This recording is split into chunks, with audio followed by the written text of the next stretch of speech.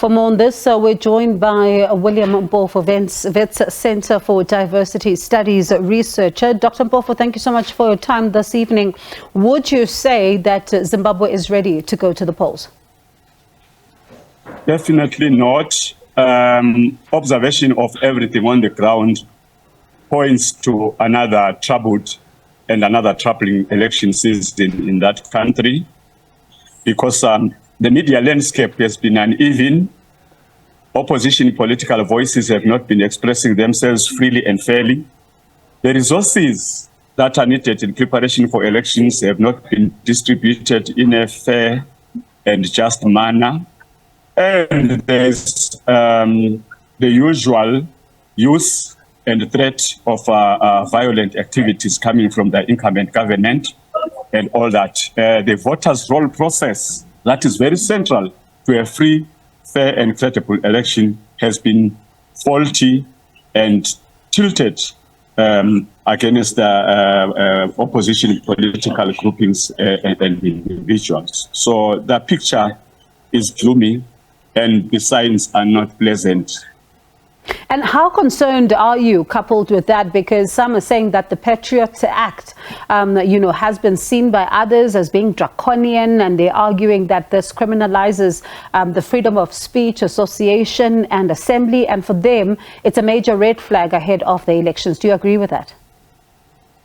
It's a totally red flag because that act is not only authoritarian, it's not only totalitarian, it's got fascist element to it. It's really the ancient politics of the 1950s in Eastern Europe and in other settings of tyrannical regimes. It's literally banning opposition political activity by legislating a kind of patriotism that is really not patriotism, but partisanism tilted towards, tilted in favor of the incumbent. It is a tragedy that in 2023, we have an African government advancing a legislation that looks like that one. And I'd like us to listen to some Zimbabweans who have mixed feelings about what is currently happening, and of course ahead of the election as well. And these are some of the voices coming from Harare.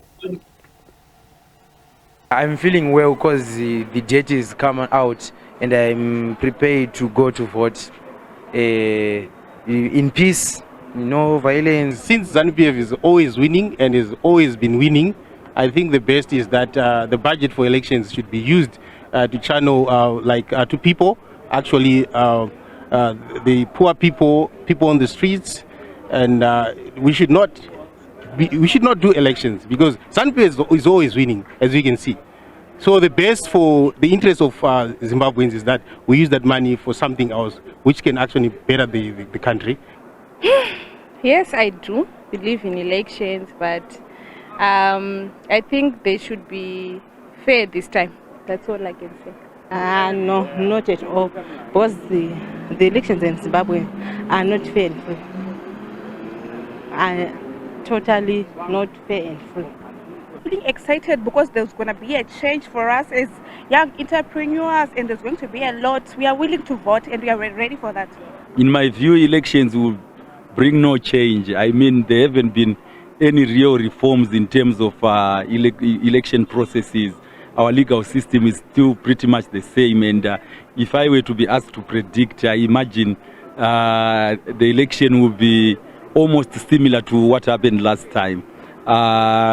Political actors, in my view, should have actually done more to change the political landscape. As a young Zimbabwean, I think this is the right time that all Zimbabwean youth should actually go and register to vote, because I really think that most Zimbabweans are not really conscious of the input that it has, to vote. And I really think it was one of the fundamentals that the liberation war was actually fought for. So I really think it's exciting, and I'm thankful that the president has given us within the stipulated time in the constitution that it has to be done this year.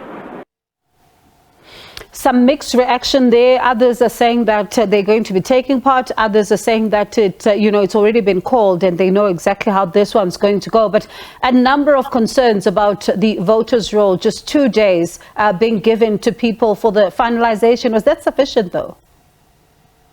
Definitely not sufficient, because there is a history of the voters' roll being corrupted and being abused, where inspectors have discovered names of people that have departed, and where some voters appear twice, and where some people that do not exist are found in there, and people register in more than one constituency and are still able to vote. There is a history of misconduct, a history of corruption that accompanies the voters' roll process in Zimbabwe. And 2 days is not enough for a rigorous inspection that can restore trust in the electoral process. So it's a tragedy. And you can see that the Zimbabwean population is almost losing faith in the electoral process. The stolen victory of the incumbents has become so normalized and so naturalized that some voters do not see the very point of voting, because they know that using force or using fraud, the incumbents are going to steal power again. All right, Dr. Mpofu, thank you so much for your time this evening. Do appreciate it. That is Dr. William Mpofu, Wits Centre for Diversity Studies Research, of course, looking ahead at the Zimbabwean elections. The date announced yesterday. It's now the 23rd of August. We'll continue to bring installments of the story.